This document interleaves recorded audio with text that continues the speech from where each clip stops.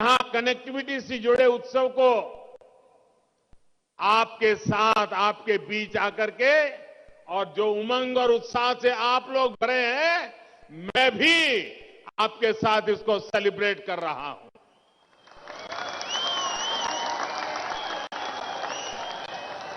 और आप सब जानते हैं, बेंगलुरु का आज का मेरा ये आखिरी कार्यक्रम है और इसके बाद मैसूरू जा रहा हूं। वहां भी कर्नाटका की इसी विकास यात्रा को गति देने का अभियान जारी रहेगा। थोड़ी देर पहले कर्नाटका में 5 नेशनल हाईवे प्रोजेक्ट और 7 रेलवे प्रोजेक्ट का शिलान्यास किया गया है। कोंकण रेलवे के 100% बिजलीकरण के महत्वपूर्ण पड़ाव के भी हम साक्षी बने हैं। ये सभी प्रोजेक्ट कर्नाटका के युवाओं, यहां के मध्यम वर्ग, हमारे किसान भाई बहन, हमारे श्रमिक भाई बहन, हमारे उद्यमियों को नई सुविधा देंगे, नए अवसर देंगे। पूरे कर्नाटका को इन विकास परियोजनाओं के लिए बहुत बहुत बधाई, बहुत बहुत शुभकामनाएं। साथियों, बेंगलुरु देश के लाखों युवाओं के लिए सपनों का शहर बन गया है। बेंगलुरु एक भारत श्रेष्ठ भारत की भावना का प्रतिबिंब है। बेंगलुरु का विकास लाखों सपनों का विकास है और इसलिए बीते 8 वर्षों में केंद्र सरकार का ये निरंतर प्रयास रहा है कि बेंगलुरु के सामर्थ्य को और बढ़ाया जाए। बेंगलुरु में अपने सपने पूरा करने में जुटे हुए हर साथी का जीवन आसान हो, ट्रैवल टाइम कम हो, आरामदायक हो, लॉजिस्टिक कॉस्ट भी कम से कम हो। इसके लिए डबल इंजन की सरकार ने निरंतर काम किया है। यही कमिटमेंट हमें यहां आज भी देखने को मिल रहा है।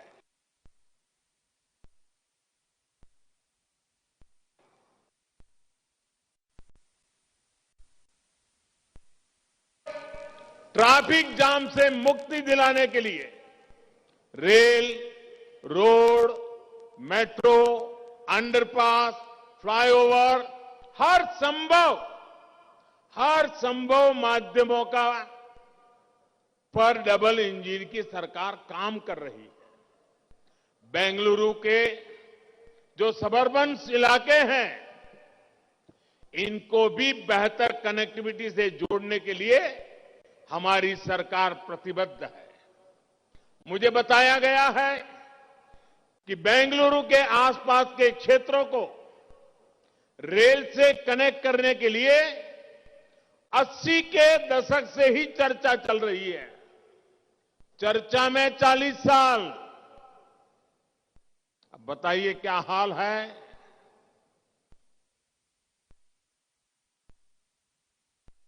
40 साल चर्चा में गए हैं। मैं कर्नाटका के भाइयों बहनों को विश्वास दिलाने आया हूं, इन चीजों को साकार करने में मैं 40 महीने मेहनत करके आपके सपनों को पूरा करूंगा।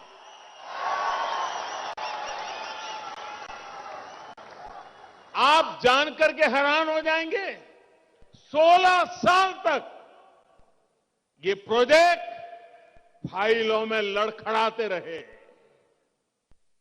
मुझे खुशी है कि डबल इंजन की सरकार कर्नाटका की जनता के, बेंगलुरु की जनता के हर सपने को भी पूरा करने के लिए जी जान से जुटी हुई है। बेंगलुरु सबअर्बन रेलवे से बेंगलुरु की कैपेसिटी के विस्तार में बहुत मदद मिलेगी। ये प्रोजेक्ट बेंगलुरु शहर में ही रहने की मजबूरी को कम करेगा। और मैं बताता हूं साथियों, अगर 40 साल पहले जो काम करने चाहिए थे, जो काम 40 साल पहले पूरे होने चाहिए थे, आज मुझे वो काम 40 साल के बाद करने की मेरे नसीब में आया है। अगर 40 साल पहले चीजें पूरी हुई होती तो बेंगलुरु पे दबाव न बढ़ता, बेंगलुरु और ताकत के साथ खिल उठता। लेकिन 40 साल ये कम समय नहीं है। लेकिन साथियों, आपने मुझे मौका दिया है, मैं अब समय गंवाना नहीं चाहता हूं, पल पल आपकी सेवा के लिए खपाता रहता हूं। साथियों, आसपास के सैटेलाइट टाउनशिप, सबअर्बन और ग्रामीण इलाके जब रेल आधारित रैपिड ट्रांजिट सिस्टम से कनेक्ट हो जाएंगे तो उसका मल्टीप्लायर इफेक्ट होने वाला है। सबअर्बन रेलवे की तरह ही बेंगलुरु रिंग रोड भी शहर के कंजेशन को कम करेगा। ये 6 नेशनल हाईवे और 8 स्टेट हाईवे को कनेक्ट करेगा। यानी कर्नाटका के दूसरे हिस्सों में जाने वाली गाड़ियों की बहुत बड़ी संख्या को बेंगलुरु शहर में एंट्री की जरूरत ही नहीं पड़ेगी। आप भी जानते हैं कि नीलमंगला से तुमकुरू के बीच का जो ये नेशनल हाईवे है, इसके इर्द गिर्द ज्यादातर इंडस्ट्रीज है। ट्रैफिक का एक बहुत बड़ा फ्लो इस रास्ते से पर जाता है। इस हाईवे की 6 लेनिंग और तुमकुरू बाईपास से इस पूरे क्षेत्र में ट्रैवल और ट्रांसपोर्ट आसान होगा। इकोनॉमिक एक्टिविटी और बल मिलेगा। धर्मस्थला मंदिर, सूर्य मंदिर और जॉग फॉल्स जैसे आस्था और पर्यटन के अहम केंद्रों की कनेक्टिविटी को बेहतर करने के लिए जो काम हो रहा है, वो भी टूरिज्म के लिए एक नया अवसर बनकर आने वाला है। भाई और बहनों, बीते 8 सालों में हमने रेल कनेक्टिविटी के कंप्लीट ट्रांसफॉर्मेशन पर काम किया है। आज रेलवे में सफर का अनुभव 8 साल पहले की तुलना में बिल्कुल अलग है। भारतीय रेल अब तेज भी हो रही है, स्वच्छ भी हो रही है, आधुनिक भी हो रही है, सुरक्षित भी हो रही है और सिटीजन फ्रेंडली भी हो रही है। हमने देश के उन हिस्सों में भी रेल को पहुंचाया है जहां इसके बारे में कभी सोचना भी मुश्किल था। कर्नाटक में भी बीते वर्षों में 1200 किलोमीटर से अधिक रेल लाइन या तो नई बनाई है या फिर चौड़ीकरण हुआ है। भारतीय रेल अब वो सुविधाएं, वो माहौल भी देने का प्रयास कर रही है जो कभी एयरपोर्ट और हवाई यात्रा में ही मिला करती थी। भारत रत्न सर एम विश्वेश्वरैया, उनके नाम पर बेंगलुरु में बना आधुनिक रेलवे स्टेशन भी इसका प्रत्यक्ष प्रमाण है। मुझे बताया गया है कि आज बेंगलुरु में लोग इस स्टेशन पर जाते हैं जैसे किसी टूरिस्ट डेस्टिनेशन पर जाएं, वो अजूबा देख रहे हैं। उनको देश बदलता हुआ उस रेलवे स्टेशन की रचना से दिखाई दे रहा है। और लोग मुझे बता रहे थे, युवा पीढ़ी तो सेल्फी लेने के लिए कतार लगा के खड़ी हो जाती है। ये कर्नाटका का पहला और देश का तीसरा ऐसा आधुनिक रेलवे स्टेशन है। इससे सुविधाएं तो आधुनिक हुई है, बेंगलुरु के लिए ज्यादा ट्रेनों का रास्ता भी खुला है। बेंगलुरु कैंटोनमेंट और यशवंतपुरा जंक्शन को भी आधुनिक बनाने का काम आज से शुरू हुआ है। साथियों, 21वीं सदी में हम सिर्फ रेल, रोड, पोर्ट, एयरपोर्ट तक सीमित नहीं रह सकते, बल्कि ट्रांसपोर्ट के ये मोड एक दूसरे से कनेक्ट भी हो, एक दूसरे को सपोर्ट भी करें, ऐसी मल्टी मॉडल कनेक्टिविटी पर ध्यान दे रहे हैं। इस मल्टी मॉडल कनेक्टिविटी को पीएम गति शक्ति नेशनल मास्टर प्लान से मदद मिल रही है। बेंगलुरु के पास बनने जा रहा मल्टी मॉडल लॉजिस्टिक पार्क इसी विजन का हिस्सा है। ये पार्क पोर्ट, एयरपोर्ट, रेलवे और रोड की सुविधाओं से कनेक्टेड होगा, ताकि लास्ट माइल डिलीवरी बेहतर हो और ट्रांसपोर्टेशन की कॉस्ट कम हो। गति शक्ति की स्पिरिट से बन रहे ऐसे प्रोजेक्ट हजारों युवाओं को रोजगार भी देंगे, आत्मनिर्भर भारत के संकल्प की सिद्धि को भी गति देंगे। बहनों और भाइयों, बेंगलुरु की सक्सेस स्टोरी 21वीं सदी के भारत को आत्मनिर्भर भारत बनाने के लिए प्रेरित करती है। इस शहर ने दिखाया है कि एंटरप्रेन्योरशिप को, इनोवेशन को, प्राइवेट सेक्टर को, देश के युवाओं को असली सामर्थ्य दिखाने का अवसर देने से कितना बड़ा प्रभाव पैदा होता है। कोरोना के समय में बेंगलुरु में बैठे हमारे युवाओं ने पूरी दुनिया को संभालने में मदद की है। बेंगलुरु ने दिखा दिया है कि सरकार अगर सुविधाएं दे और नागरिक के जीवन में कम से कम दखल दे, तो भारत का नौजवान क्या कुछ नहीं कर सकता है, देश को कहां से कहां पहुंचा सकता है। बेंगलुरु देश के युवाओं के सपनों का शहर है और इसके पीछे उद्यमशीलता है, इनोवेशन है, पब्लिक के साथ ही प्राइवेट सेक्टर की सही उपयोगिता है।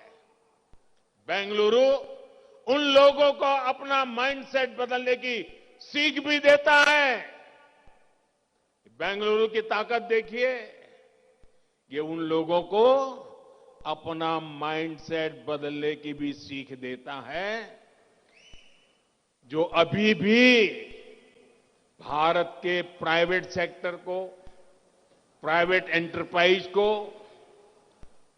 भद्दे शब्दों से उसको संबोधित करते हैं। देश की शक्ति को, करोड़ों लोगों के सामर्थ्य को ये सत्तावादी मानसिकता वाले लोग कमतर आंकते हैं। साथियों, 21वीं सदी का Bharat wealth creators, job creators का है, इनोवेटर्स का है।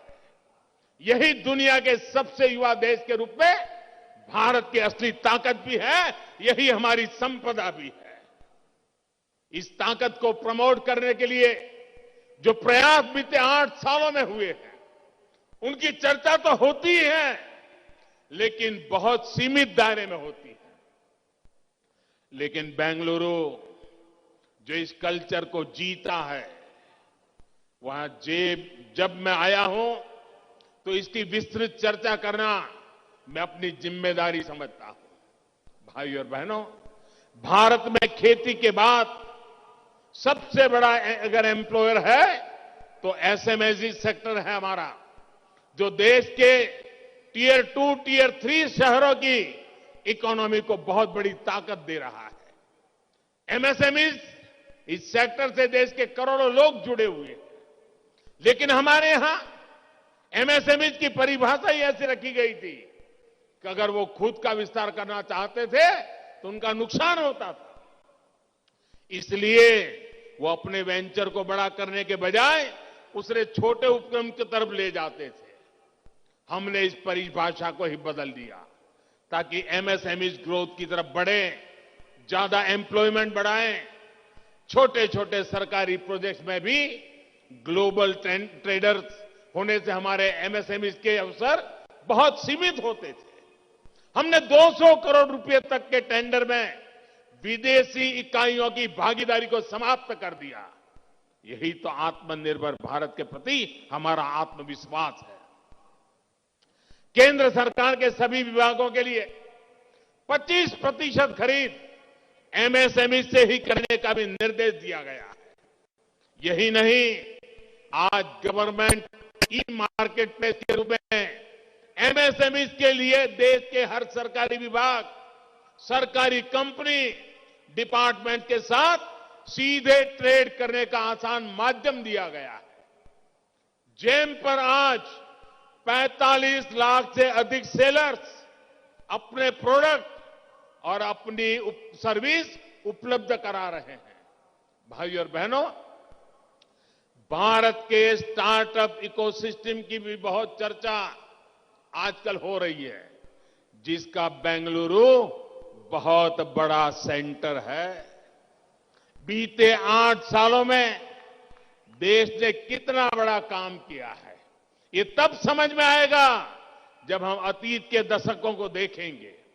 बीते दशकों में देश में कितने बिलियन डॉलर कंपनियां बनी है, आप उंगलियों पर गिन सकते हैं। लेकिन पिछले 8 साल में 100 से अधिक बिलियन डॉलर कंपनियां खड़ी हुई है, जिसमें हर महीने नई कंपनियां जुड़ रही है। 8 साल में बने इन यूनिकॉर्न्स की वैल्यूएशन आज लगभग 150 अरब डॉलर है, यानी कि करीब करीब 12 लाख करोड़ रुपए हैं। देश में स्टार्टअप इकोसिस्टम कैसे बढ़ रहा है, ये बताने के लिए मैं आपको एक और आंकड़ा देता हूं। 2014 के बाद पहले 10,000 स्टार्टअप तक पहुंचने में हमें लगभग 800 दिन लगे थे। मैं दिल्ली में आपने मुझे सेवा करने के लिए बिठाया, उसकी बात करता हूं, उसके बाद की। लेकिन हाल में जो 10,000 स्टार्टअप इस इकोसिस्टम में जुड़े हैं, वो 200 दिन से भी कम ही जुड़े हैं। कभी बीते 8 साल में हम कुछ 100 स्टार्टअप के बढ़कर आज 70,000 के पड़ाव को पार कर चुके हैं। भाइयों और बहनों, स्टार्टअप्स और इनोवेशन का रास्ता आराम का, सुविधा का नहीं है। और बीते 8 सालों में देश को इस रास्ते पर तेजी से बढ़ने का रास्ता भी आसान नहीं था, सुविधा का नहीं था। कई फैसले, कई रिफॉर्म तात्कालिक रूप से अप्रिय लग सकते हैं, लेकिन समय के साथ उन रिफॉर्म का लाभ आज देश अनुभव करता है। रिफॉर्म का रास्ता ही हमें नए लक्ष्यों, नए संकल्पों की तरफ ले जाता है। हमने स्पेस और डिफेंस जैसे हर उस सेक्टर को युवाओं के लिए खोल दिया है, जिनमें दशकों तक सिर्फ सरकार का एकाधिकार था। आज हम ड्रोन से लेकर एयरक्राफ्ट तक हर कटिंग एज टेक्नोलॉजी में भारत के युवाओं को प्रोत्साहित कर रहे हैं। यहां देश का गौरव इसरो है, डीआरडीओ का एक आधुनिक इंफ्रास्ट्रक्चर है। आज हम देश के युवाओं से कह रहे हैं कि सरकार ने जो वर्ल्ड क्लास सुविधाएं बनाई हैं, इनमें अपने विजन को, अपने आइडिया को टेस्ट करें। केंद्र सरकार युवाओं को हर जरूरी प्लेटफॉर्म दे रही है। इनमें देश का युवा मेहनत कर रहा है। जो सरकारी कंपनियां हैं, वो भी कॉम्पीट करेगी, देश के युवाओं की बनाई कंपनियों के साथ कॉम्पीट करेगी। तभी हम दुनिया के साथ कॉम्पीट कर पाएंगे। मेरा साफ मानना है, उपक्रम चाहे सरकारी हो या फिर प्राइवेट, दोनों देश के एसेट हैं। इसलिए लेवल प्लेइंग फील्ड सबको बराबर मिलना चाहिए। यही सबका प्रयास है। सबका प्रयास का यही मंत्र आजादी के अमृतकाल यानी आने वाले 25 साल में आत्मनिर्भर भारत के निर्माण की ऊर्जा है। एक बार फिर सभी कर्नाटका वासियों को विकास के इन प्रोजेक्ट के लिए बहुत बहुत बधाई देता हूं। और बसवराज जी के नेतृत्व में हमारा कर्नाटक और तेजी से आगे बढ़े, इसके लिए भारत सरकार कंधे से कंधा मिलाकर काम करने के लिए आपके साथ खड़ी हुई है। अनेक अनेक शुभकामनाओं के साथ आप सबको बहुत बहुत धन्यवाद। नमस्कार।